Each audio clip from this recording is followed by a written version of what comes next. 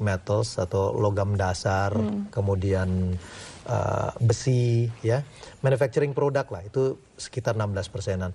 Infrastruktur ini persoalan, ya, saya mesti ngakuin bahwa ini persoalan.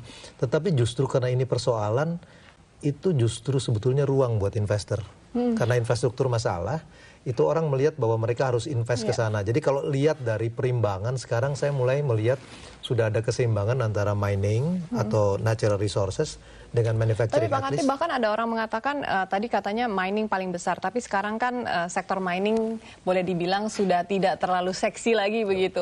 Orang banyak yang berinvestasi ke sektor lainnya dan timbul masalah infrastruktur di mining, bukan di mining ya, tapi infrastruktur di mining. Miningnya banyak tapi infrastrukturnya terbengkalai karena investor takut masuk ke sana, harga batu bara tidak naik-naik. Bagaimana dia akan balik modal dengan membangun infrastruktur yang bagus untuk mining kalau harga coal-nya atau batu baranya itu sendiri tidak meningkat. Oke. Ini hal yang menarik. Saya tuh realistis dalam arti kata gini. Kalau kita berharap kita mau selesaiin seluruh persoalan infrastruktur, itu waktunya nggak akan keburu. Jadi apa yang bisa dilakukan? Approach yang saya kira masuk akal adalah kalau ada investor besar, ya, mereka mau masuk di sana. Ini salah satu pekerjaan BKPM. Kita akan fasilitasi bicara dengan pemerintah daerahnya, dengan soal listriknya, kemudian kalau dia eligible untuk tax holiday, dibicarakan dengan Kementerian Keuangan. Saya ambil contoh misalnya Posco Steel, mereka dapat fasilitas seperti itu. Jadi kalau ada investor yang mau masuk misalnya di dalam mining infrastrukturnya, mereka mau masuk, dan kita lihat bahwa ini strategik bisa menciptakan lapangan kerja, maka kita akan fasilitasi. Ya, kalau kita fasilitasi tentunya ini bisa berharap beberapa isu yang tadi Anda sebut itu kita bisa atasi lah. Tetapi kalau dilakukan buat semua tentunya ini nggak mungkin, resourcesnya juga Saya ke Pak Yudi. Pak Yudi, ada yang mengatakan bahwa sebenarnya investasi di infrastruktur di Indonesia sangat bagus. Tapi ada juga yang mengatakan bahwa sebenarnya Indonesia ini sudah jauh tertinggal, sekarang sudah kacau begitu. Kalau bisa dilihat keadaan Jakarta mungkin kemacetannya sudah demikian parah, baru kita bicara soal infrastruktur.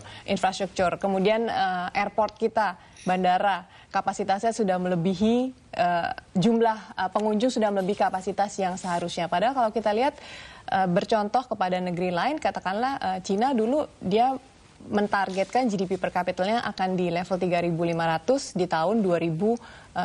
Jadi tahun 2002 dia udah siap bangun beribu-ribu kilometer jalan begitu. Persiapannya 10 tahun di muka. Sedangkan kita sekarang, kita sudah mencapai level tersebut tapi baru kemudian ribut. Apakah kita benar-benar terlambat 10 tahun?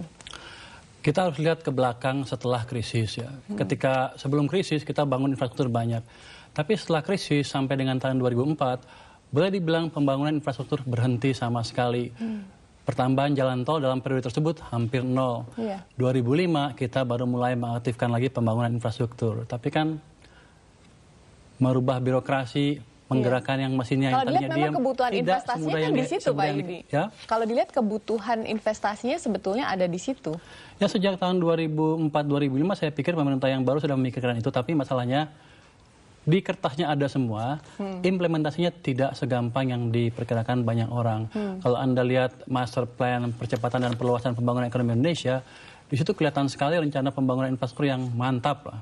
Tapi implementasinya masih agak lambat. Apakah kita bilang pemerintah kurang? Ya, boleh dibilang kurang. Tapi apakah dibilang nggak ada kemajuan sama sekali? Tidak juga. Ada kemajuan, jadi tapi ada masih kemajuan kurang. Tapi masih belum optimal. Jadi kita harus dorong aja biar Bapak ini bisa menciptakan iklim investasi yang baik sehingga infrastruktur bisa dibangun oleh pemerintah maupun oleh swasta. Baik, pemirsa tetaplah bersama kami, suara Anda masih akan kembali sesaat lagi.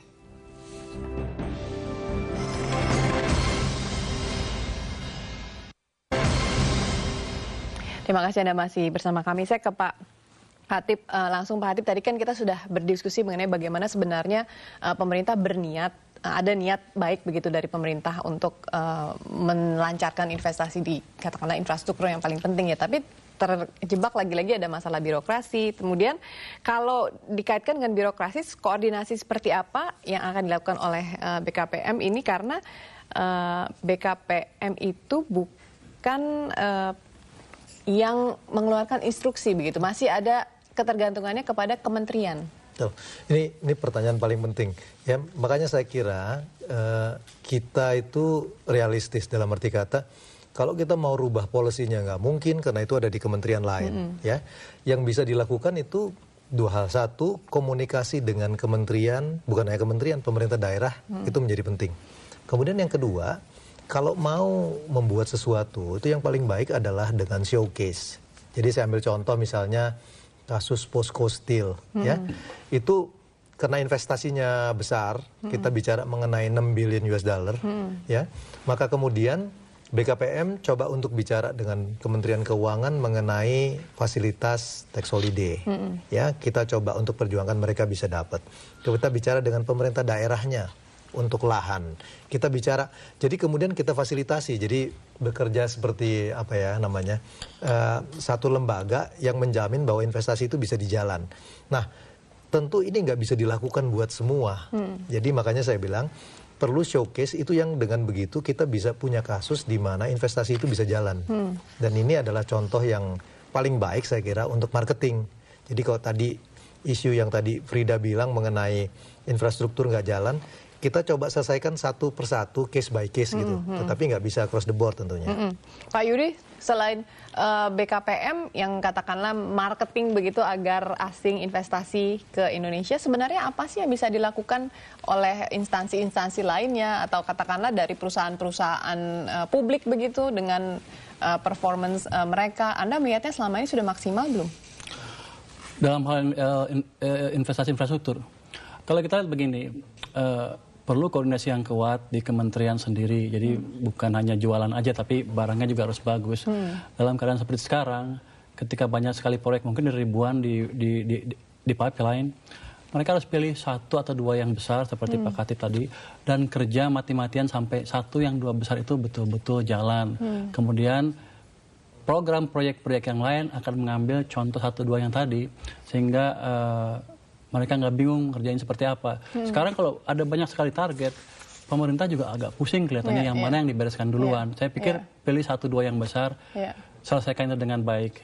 Dan kita kan bicara soal real sektor nih dari tadi. Kalau soal katakanlah di sektor saham begitu, kalau kita lihat performance dari indeks kita sendiri masih cukup bagus, bisa 4.100 malah optimis, dan itu tidak jauh berbeda dengan sebelum krisis Eropa. Jadi kalau begitu benar-benarkah itu mencerminkan appetite dari asing terhadap Indonesia yang masih sedemikian tingginya, bahkan juga di sektor realnya nanti?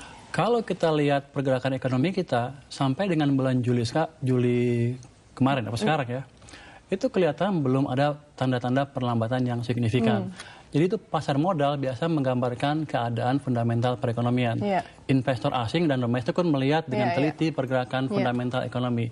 Fakta bahwa pasar modal kita sekarang bisa naik ke atas 4.000 menunjukkan bahwa memang fundamental ekonomi kita betul-betul baik. Kalau saya bisa ceritakan, ada survei kepercayaan konsumen bulan Juli kemarin, itu berada di level kisaran tertinggi dalam 7 tahun terakhir. Jadi masyarakat kita daya belinya cukup tinggi dan siap terus belanja untuk mendorong pertumbuhan ekonomi kalau kita. gitu krisis Eropa tentunya tidak mematahkan appetite dari investor asing, dan kita juga punya cukup market base yang besar di Indonesia, dan kita tidak perlu khawatir ya, Pak Khatib tetap optimis. Dan pemirsa, demikianlah bincang-bincang mengenai peningkatan investasi di Indonesia dan apa dampak dari krisis Eropa terhadap peningkatan investasi di sini. Terima kasih atas perhatian Anda. Selamat malam dan sampai jumpa.